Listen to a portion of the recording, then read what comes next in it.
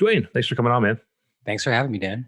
Yeah, for sure. So you're up in Montreal, and I know from your bio a little bit that you've been to a lot of different countries. I don't think I have as well, but maybe not as many as you. And it's been a while since I traveled. But I guess how did you end up in Montreal? And I'd love to hear more about your stories and your travels first to start out with. Sure, it was cheap to live. That's basically was the thing. I was living in Vancouver for 4 years, in Vancouver, Canada, not Vancouver, Washington, even though they're very close by. I just found that Vancouver wasn't for me. And so I decided, okay, well, where can I move in the country? I can move back to Toronto where I'm from.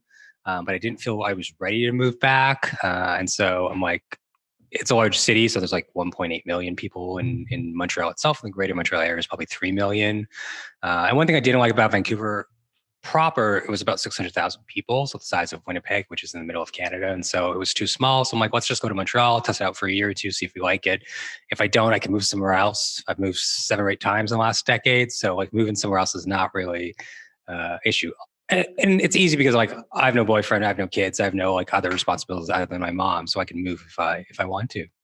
Yeah, and the 40 countries, did you travel? Did you do all those travels before you started the agency, or were you managing to kind of build an agency on the road and so on? Most before I started the agency. Yeah. I did about 9 before my 29th birthday. And then I paid off all my student debt in one go, which was not easy, not anything like Americans and their student debt, more like Europeans and our student debt. Yeah. And then I moved to Australia. So that was like a country 26 or 25 for me, or country 10, I guess. And then I moved to Europe and lived in London. And then I did like 14 countries in there. And then because the startup I worked for got bought, I lost my job and everyone lost their job and I couldn't renew the visa I was on. So then I went to travel in Asia for about 10 weeks on my own. And so I went through like 13 countries and 22 cities in about 10 weeks, just crisscrossing both North Asia. So, things like Japan and Seoul and stuff like that to like Southeast Asia. And I've been to every country now with the exception of like Papua New Guinea, Myanmar, China. And if you consider India part of Asia, then I've not been to India either. So Nice. It's been mostly before, but it's been like progression along the way. I was going to do Portugal this year, but obviously that didn't happen. So Portugal's on my list for country number 41. Yeah, I said nice because I've got you for at least 2 countries. Like you've got me overall, but I made it to Myanmar in 2014, and it's a really cool place. So there's Burgan, and there's like it's called, and there's thousands of temples and everything. And I made it to India, so it's the classic douchey travel brag competition, right? That you get it when you're on those circuits. So it sounds like you kind of built this agency in Canada, and the first thing that I think is intriguing about your agencies is the name. It takes some risks, so I'd love to hear kind of what went into naming it. I wanted to pick a name that both said who we are as a company, but also like talked about like who I am as a person. Because back then it was just me 4 years ago, and so I needed a name that like when they think of that name, they think of me. I think of all my friends would pretty much say like, I'm an international matter of mystery, or it's crazy to move to this country. And I think being like a Black gay guy, like I don't have as much opportunities if you're a straight white dude in advertising. Like people are going to like be twice as critiqued. So I've had to take lots of risks to like get to where I am and work my ass off twice as hard to like just compete for things. And so when I was thinking about names, I was like, take a risk is grammatically correct. But like in life, you don't take one risk when you want to get somewhere. You've got to take like multiple risks. We see lots of big businesses.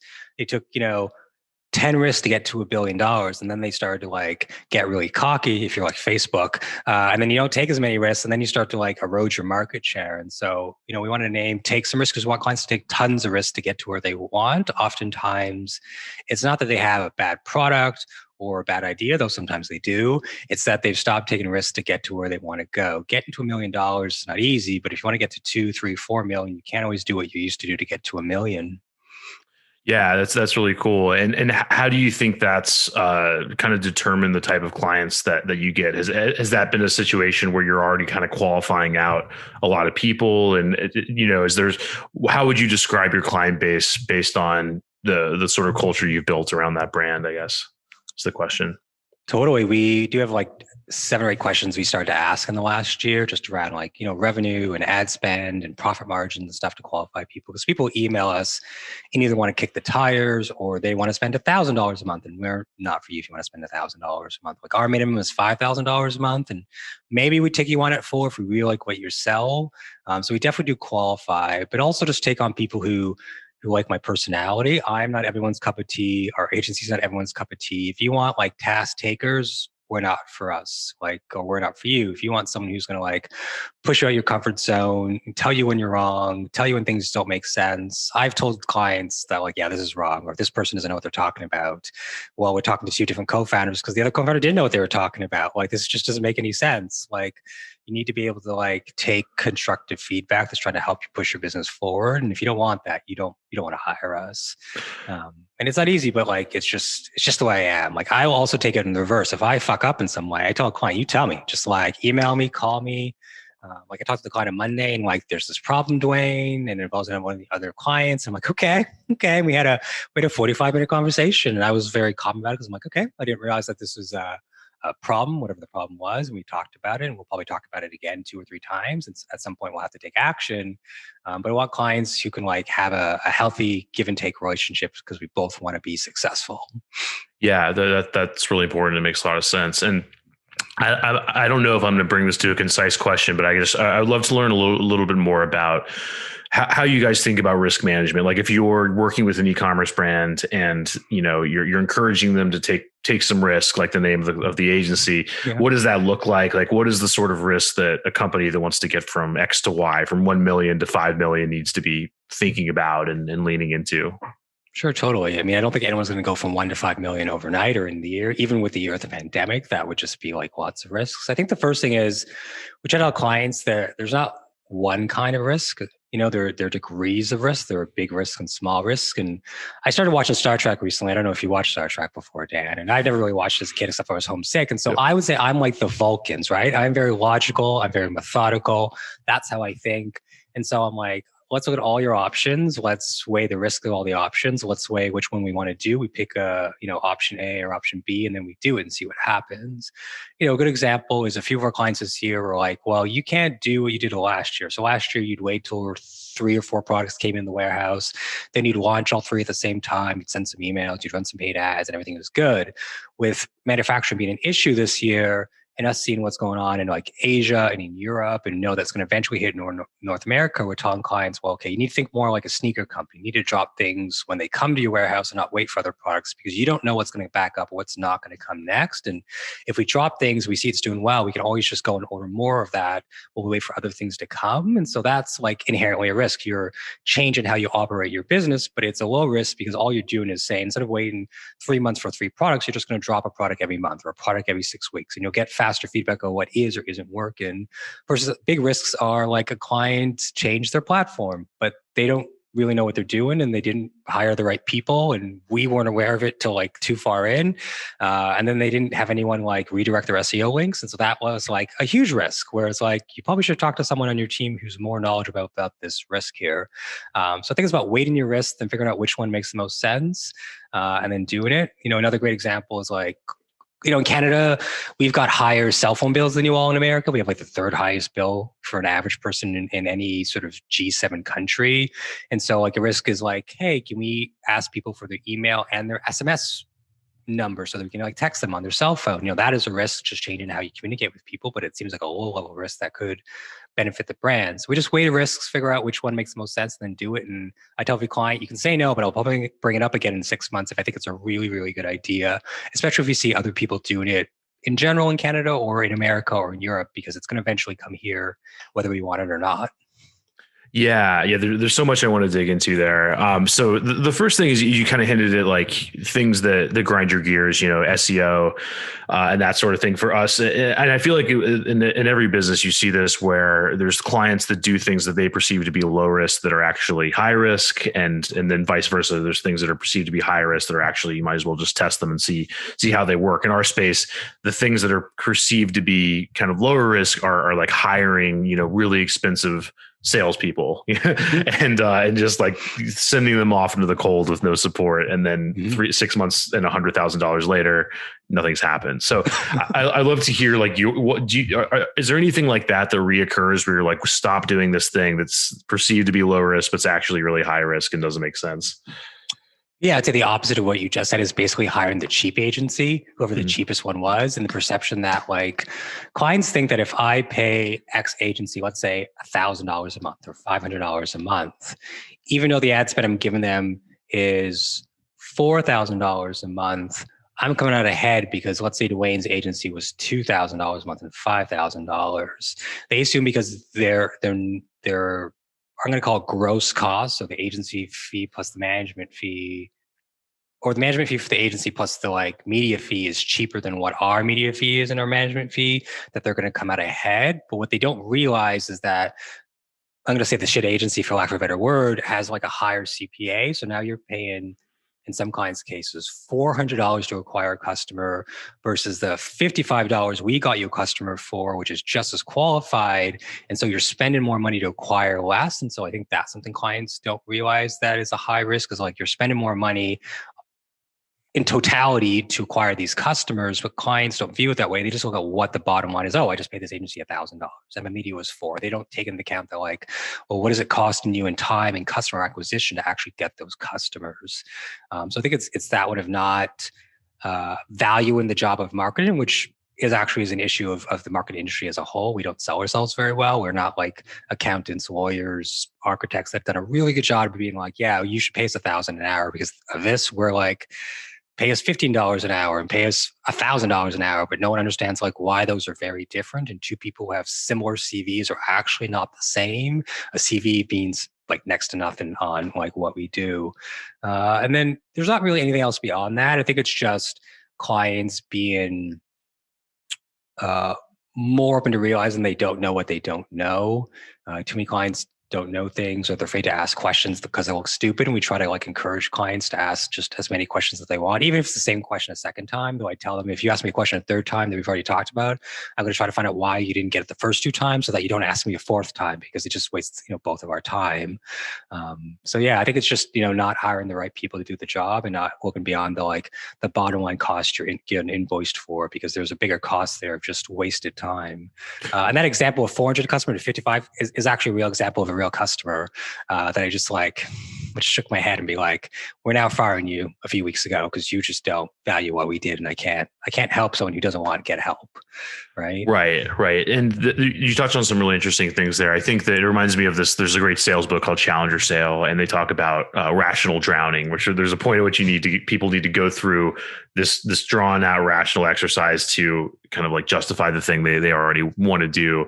And so I'm wondering, is there anything that you guys are doing to kind of take clients through that, and that's sort of the more cynical way of looking at it. I think another way of looking at it is, getting used to understanding what needs to be spent in order to accomplish a certain thing. And I think it's not, people aren't born knowing how to do that. So I'm wondering, if you're talking about setting the right expectations and saying, hey, you could spend X on a cheap agency or spend Y on us and get this other return. Are you guys taking people through like an ROI, calculator? Is there anything that you found to work for setting those expectations well? We don't do an ROI calculator, but yeah, we do talk about that. We often tell clients like, yes, you're paying, 1,000 versus 2,000 for us as an example, potentially, because you're going to get someone who's a year or 2 out of school.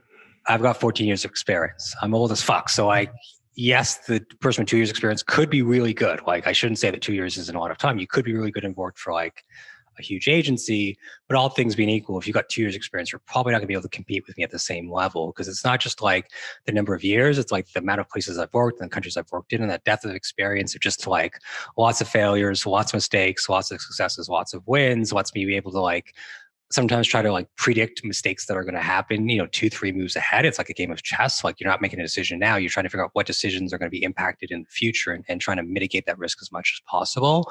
So we do try to explain that. And then we try to like show our expertise. A good example would be lots of agencies who run stuff for Facebook don't realize that like when you make a Facebook ad account, it is attached to that email address for life. So when your agency makes your Facebook ad account, you cannot kick them off of that ad account or that business manager. And clients don't know that. And agencies sometimes don't know that. that. And so when I tell a client that, they're like, oh, I'm like, yeah, so you need to go make yourself a new ad account or a new business manager because now you've lost all your data that's in that account and you've got to like move that pixel potentially to somewhere else. And so we try to show our expertise of things that everyone should know who does this job, but like the average or bad people don't know or don't care. And we know, and we make sure that clients like own their ad account, they own their pixel, they own all their assets. Because when you leave, I don't want any of that stuff. No one on my team wants it. It's yours, take it with you. So we do try to show the like value of like our expertise and our knowledge and our intelligence and problems they're probably going to encounter.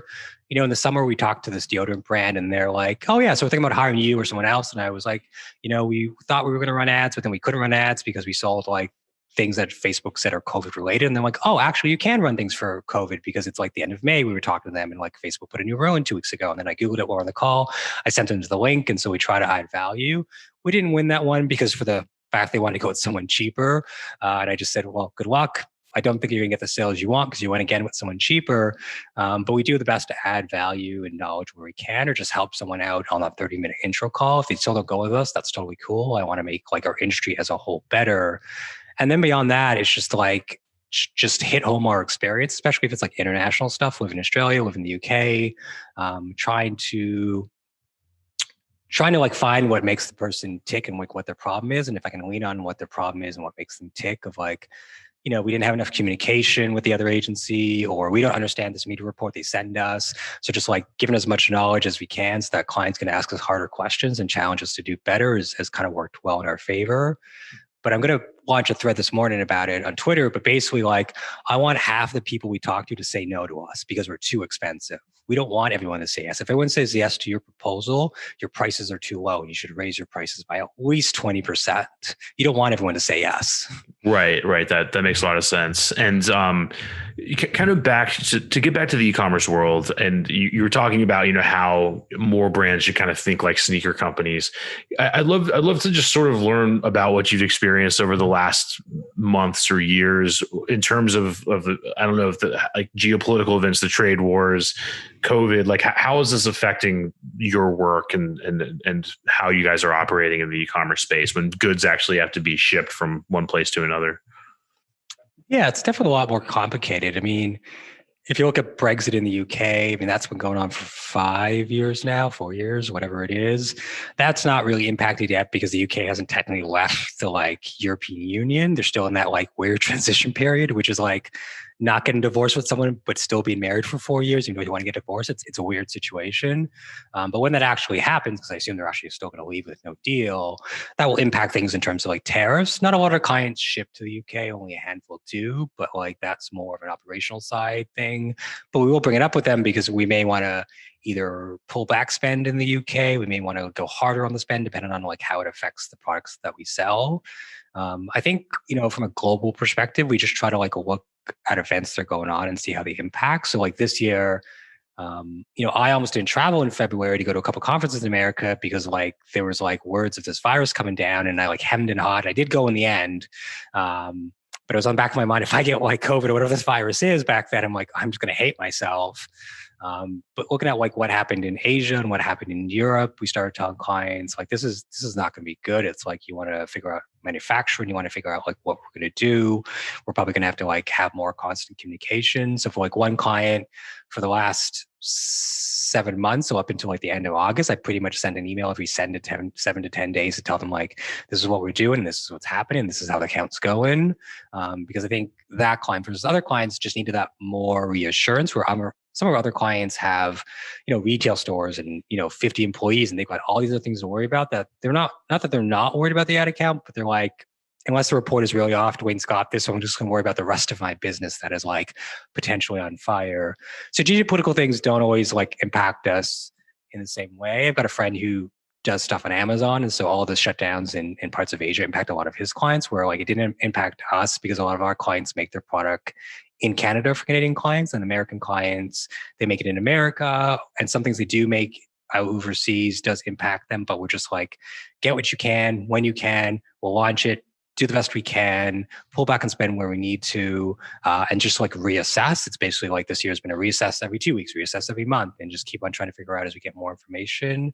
I often joke that like, I predicted we'd close our border with America because that was just the logical choice. We can't keep on having Canadians go to America and American goes to Canada when there's a virus ripping through our continent, and other places like Africa shut everyone out from Europe to go to Africa, or people in like New Zealand and Australia basically says you can't travel into our country, and or you're Australia, you can't travel interstatally. So like you see these things happening, you have to predict that they're going to happen here and figure out how that impacts you, if at all. But we're lucky that a lot of our Canadian clients make stuff in Canada, and some of our American clients make stuff in America. So we've been grateful and lucky, but we still look at what's going to happen because we don't know like when things change, if they're going to change for the good or for the bad. It's been a good year for us. We've doubled in revenue over last year. We've hired 3 more people, but like I still go to bed at night thinking like I'll wake up tomorrow and something bad's going to happen, Dan, and I'm just going to have to like change everything we've done, which is totally okay. But you wake up every day thinking that today could be the day that it all comes crashing down. Right. I guess it's what we all signed up for. And earlier, you mentioned kind of like encouraging clients to drop or pick up certain products based on what's going on. And it seems like when I talk to agencies, as time goes on, they get more and more ingrained in the business, and they almost become like consultancies or an extension of the business. Yeah. Would you say that's true for you guys? And I'd love to hear kind of where you think, where you think things will be in the next X years based on that trend. Oh yeah, totally. I mean, one client sent me a Christmas gift the other day, like Monday, because like they feel we're a partner in their business, and so we do try to understand the client's business as much as we can, and try to maybe help them.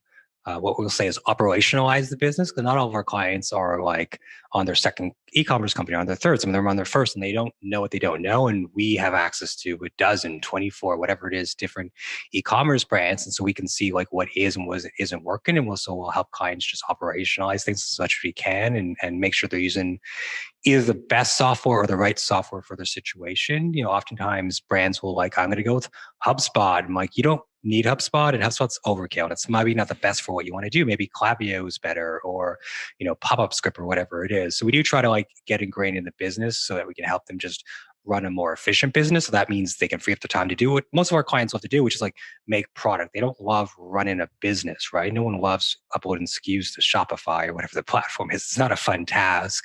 So we do look at ourselves as like one part consultants, if you will, but like really, really heavy on one part, like execution, and we've done that in a way that we've split our fees in 2, actually. So we have like a strategy fee we charge clients every month, which is operational stuff. And then we have like a PPC, paid ads management fee we charge every client. And we tell clients, like, if we're really good at our jobs, you'll have no issue paying us $8,000 a month because you're making $100,000 a month or $2 million a month or whatever the number is.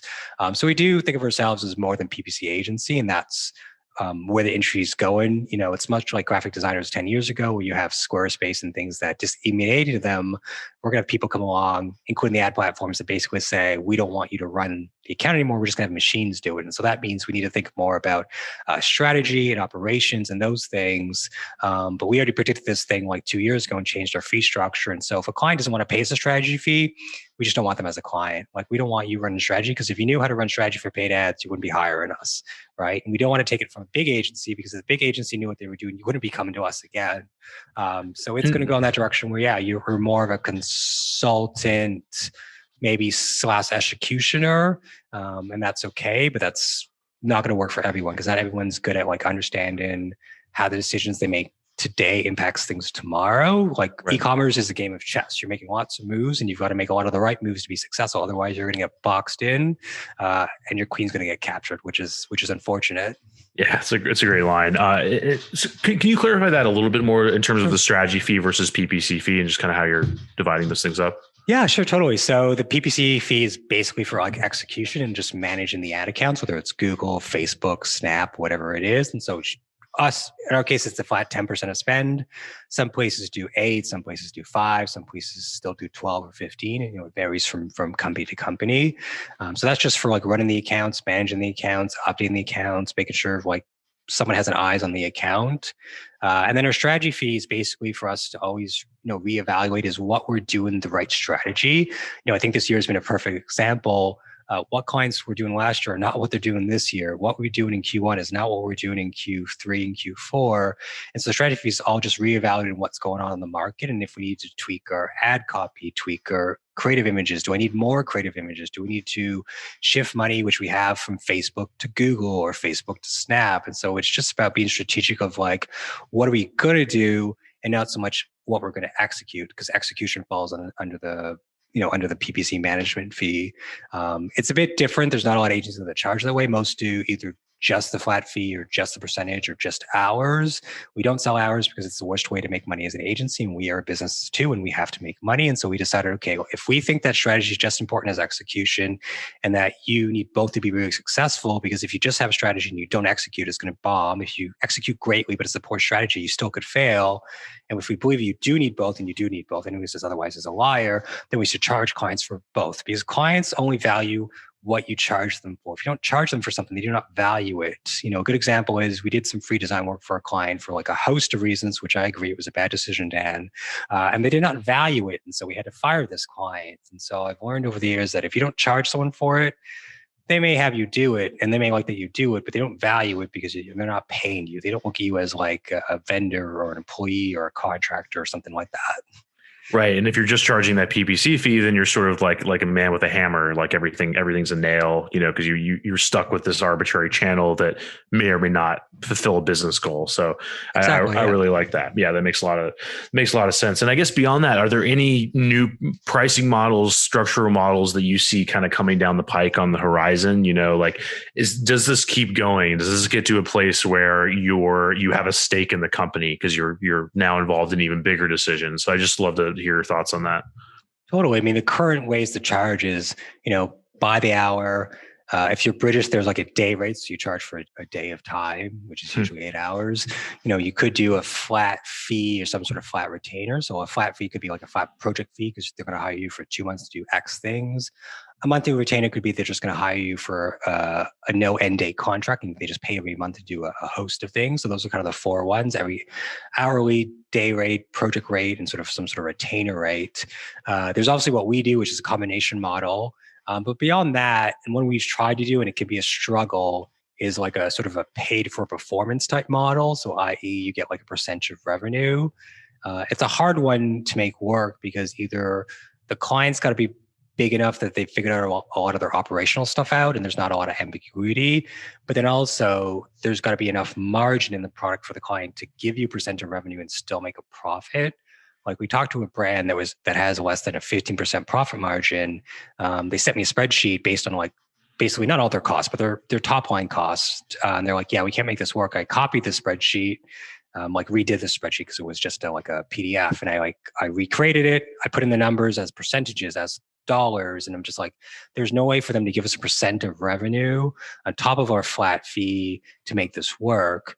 And the percent of revenue would have been like, if we hit a 6 ROAS, we got this. If we hit a 7 ROAS, we got this. And like, if we hit a 5, we just get a flat fee because 5 is what they needed to like basically start to turn a profit. And the last agency was getting them a 4 and change, but the last agency wasn't also doing any work. They just billed them every month and made like 69 changes, but 65 of those changes were just increasing the budget every month. So it's like, they're not really doing anything. You could like fire them and this account would probably just run the same for the next 6 months. So we've tried to do pay for reports, but it's hard because the clients who want to do it are too small. And the clients that are who are really big are hesitant to do it because they don't want to like give away a piece of the action all the time. But it is a model that we're going to try to like continue to move into because like we've had clients go from like $500,000 to $2 million this year, or $500,000 to $3.5 million. And I'm like, percent of revenue would have been really good on that client. Some of those clients, it wouldn't have worked because the margins are too thin. But if we can find one where it works, we can scale it. I'd love a piece of the action. Yeah. It's super interesting, like the dynamics at play, because it's almost like either you get to the point of being not needed anymore. Like if you weren't involved in deeper strategy and you were just somebody with a hammer handling, Facebook ads, then you get to the point where it's like, okay, this is well optimized. We kind of get it. We can do it ourselves or whatever, or else you're getting into deeper strategy, but then you're kind of like continuing to branch out from, into new things and from your agency's core competency and having to learn new things all the time and so on. It seems like the incentive is either pushed one way or the other, where you're like going outside of what you know best, or else becoming unneeded or redundant over time. I guess, would you agree with that? And I'd love to hear how you kind of manage that issue. Totally, that is a real thing. It's the, I don't know if you would call it the client fallacy, but the idea that the client knows more than when they started with you, and they think they know so much that they could just run the account themselves.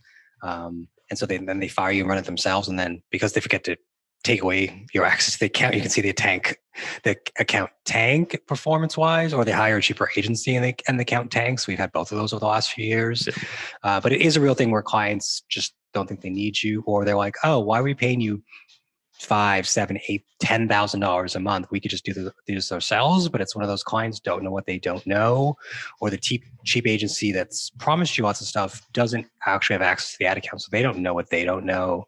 And so we always tell every client on like the sort of client call that if in 18 or 24 months you decide you want to take it in-house, I will help you hire someone. I will like interview them, and I'll make sure you find the best person possible, because you take it in-house is probably the best compliment. We've done our job. We've grown you to the point that you think you can take this in-house, and you have enough need for a marketing person, even if it's not just specifically a paid person. I don't like it. Don't get me wrong. I don't want to lose a client, but I also know that like it's easy to hire the wrong person. Often our best clients are clients that have been through 2 or 3 other agencies, and the other agencies just don't know what they're doing, because the person who runs the agency is a salesperson, or they've hired lots of people who are just mediocre as fuck. And so they don't know that like your performance you've gotten is like, okay, it's not amazing and it could be better. And so the way we've mitigated that is, we try to go deep in the strategy end. We don't go like super deep in e-commerce where we know everything, because we don't. But if clients have a question, we'll answer it. If we don't have an answer, we'll either research it if it's something we want to learn about, or I'll refer clients to someone in our network who could probably answer the question a lot better, and or potentially if the client wants to hire that person. Like lots of clients come to us for email marketing. We don't do it, so I'll refer it to someone in our network. Video is the same way. We don't do video, we'll refer someone to our network.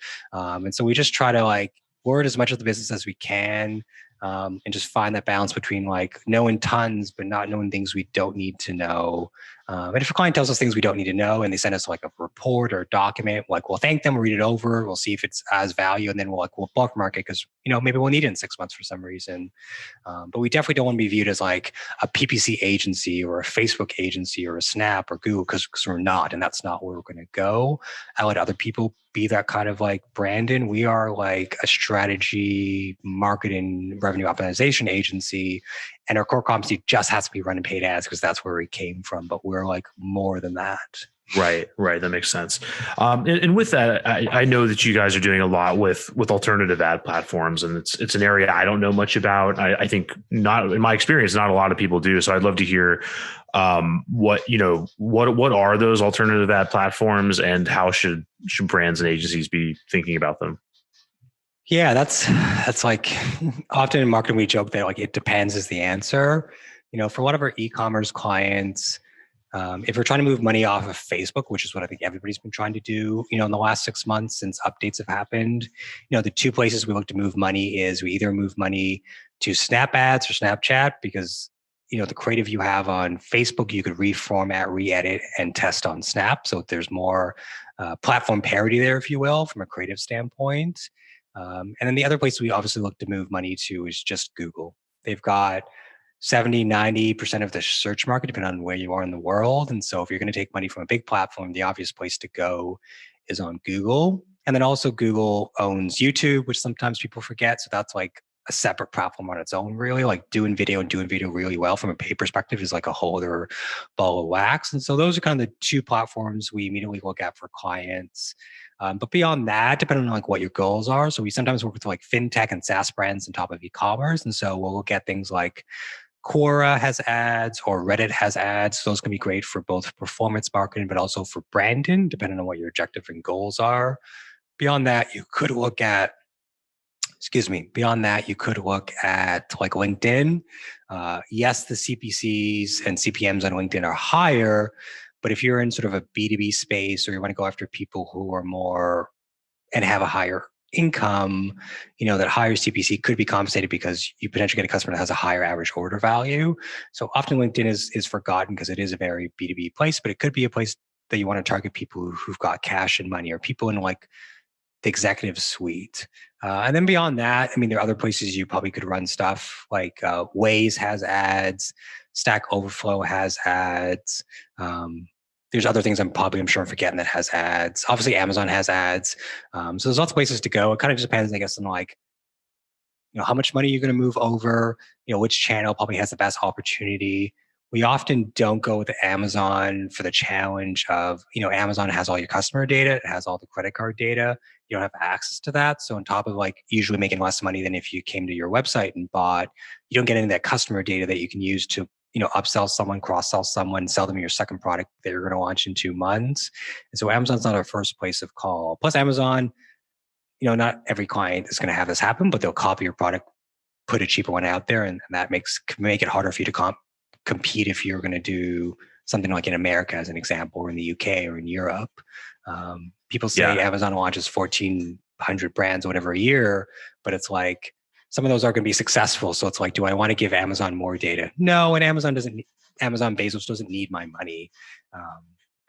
Right. And so with those alternative ad platforms, it's almost like each one of those environments kind of has their own, idiosyncrasies. And when I think of Reddit, it's more edgy. The ads are usually funnier or whatever. And Snapchat's, it's kind of the same idea, I guess. You associate Snapchat now with like a younger audience and everything. So I'd love to hear, like, do you have resident experts and people that, are focused on writing copy for those spaces? Like how are you kind of dealing with, the idiosyncrasies of each one? Totally. Some clients have like a marketing team internally, so they'll write all the copy and we'll just be like,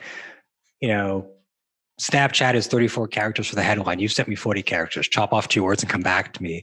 Other times we'll help clients write the copy because like I've been on Snap since 2018, like as a person, and I've been running ads for the last couple of years, so I understand pretty well. But the interesting thing you said is partially incorrect. Like lots of people think of Snap as like a younger audience, but Snap has worked hard over the last couple of years to get people 25 plus, and especially 30 plus. Like Will Smith has a show on there. Other famous people have shows on there. And so they're working hard to not make just an instant communication app. But if you think of like apps like the We app in China and other apps where it's an app that you can like pay for the metro and like scan for QR codes for like nutrition information on wine and food. And so it's an app that you do lots of things from, and communication just happens to be one of those things. And so we've run everything from like really expensive women's shoes to flowers to mountain bike parts and mountain bike ads, and done really well on the platform, to high-tech water bottles. And so I often tell clients, like, it isn't just for people under 18. Like I'm 39 next year. I'm on the platform. I talk with my friends. I find it really enjoyable. And I'm a person who's like, I resisted doing like GIFs and things and like my tweets and my emails for years because I'm just like, this is really stupid. And I do still think it's really stupid, but sometimes I do because it's fun. And so I think it's sometimes educating clients of like, well, this used to be true, but like Snap has come a long way.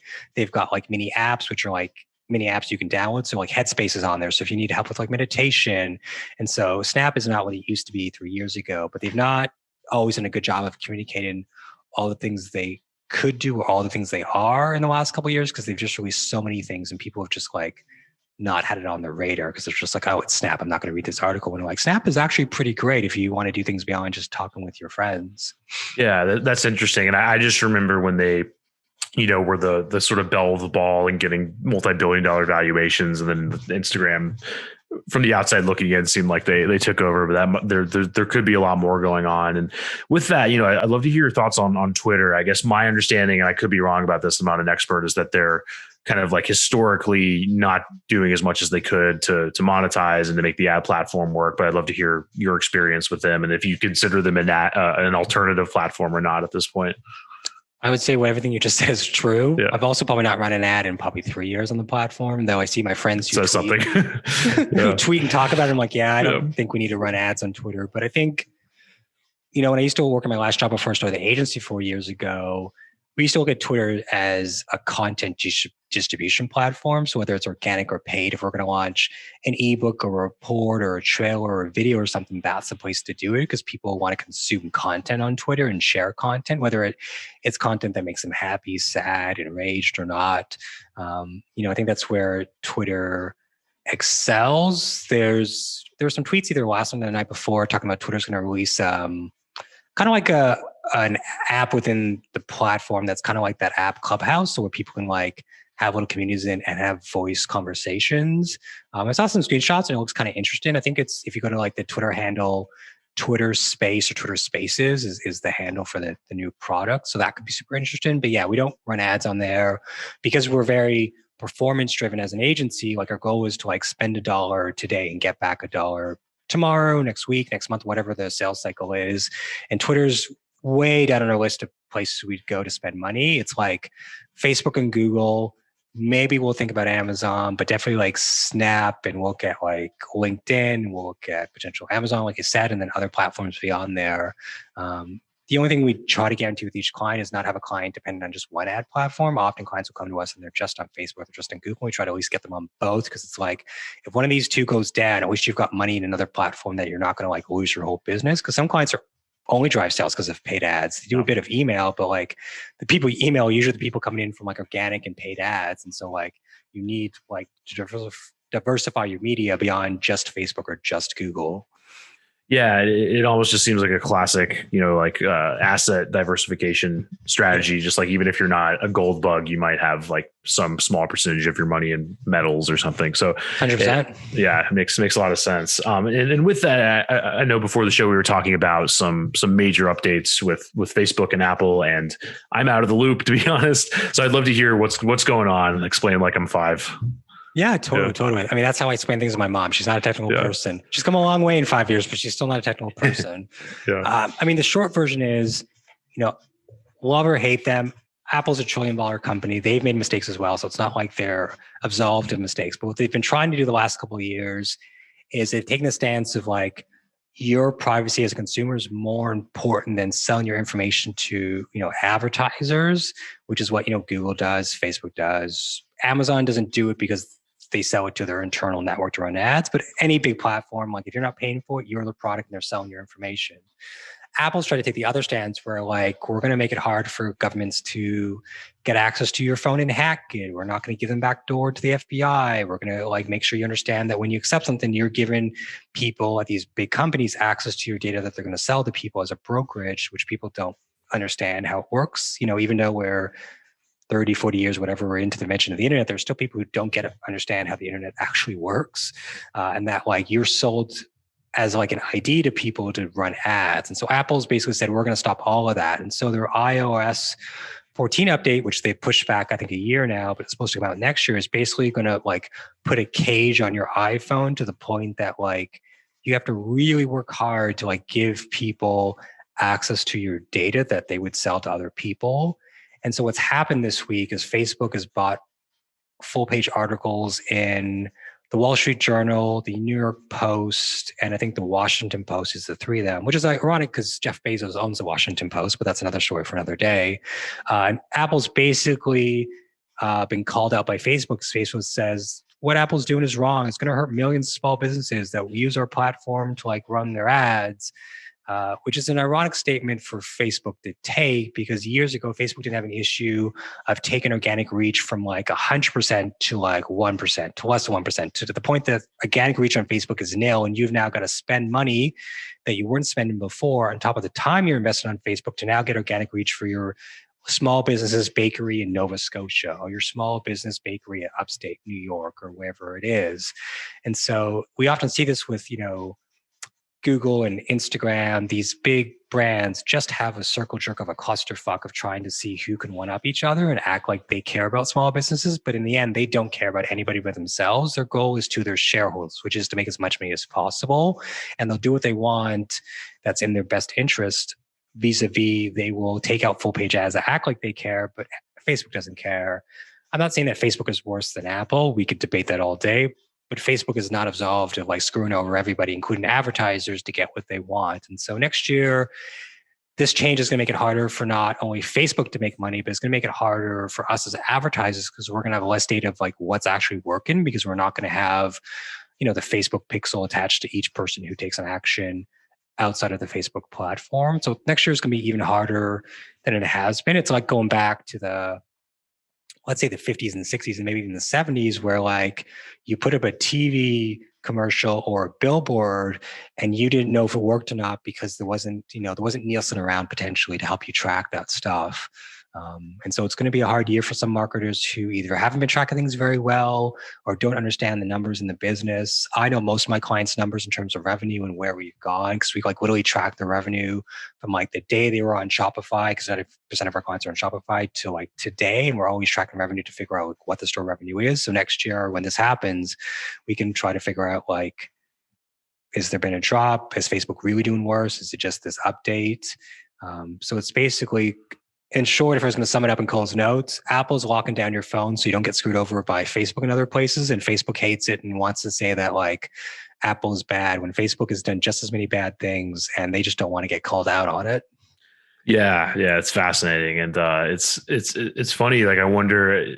I sort of am optimistic for lots of agencies that are in the ad business, because you'll make it work. You have to. Yeah, you'll exactly. And there certainly were lots of agencies doing well before the internet, right? And you look at the Mad Men style agencies where couldn't measure anything, and then they had a really bad day when visibility came along. So I guess it could play out a million different ways. Yeah, it can. I mean, I have no idea what's going to happen next year. Apple can decide to push this back another year or whatever. But all I know is in either case, you should prepare for it if you're not. And if you're a client or you've got a freelancer or an agency or someone outside running your ads, you should ask them about this iOS update for Facebook. And if they have no idea what you're talking about, fire them and find somebody new. Because this has been the news for the last year, and they should at least know what it is, even if they can't like explain it on a deeper level. They should at least know what it is. And I'd say ask them on a phone call. Don't ask them in an email, because they'll just go and research it. And that doesn't help you if they've not been prepared for this the last year. Yeah, that's great advice. That makes a lot of sense. Duane, thank you so much for your time, man. How can people get in touch with you? Totally. I spend way too much time on Twitter. So Duane Brown on Twitter is really good. I also spend a lot of time on Reddit, so you can go there. But most people will do Twitter, or if you just go to takesomerisk.com, there's no S on risk, so just takesomerisk.com. And you can like shoot me an email if you want to chat, if you want to hire an agency, if you're having a problem, you want to like get 30 minutes of my time, I'll gladly like have a conversation with you. And that's kind of the best way. Yeah, and would love to have you back on as these big things start transpiring in the new year and get your take on it. So I really appreciate it. Yeah, no worries. Anytime. Thanks. I had a great time. Likewise. Yeah, take care.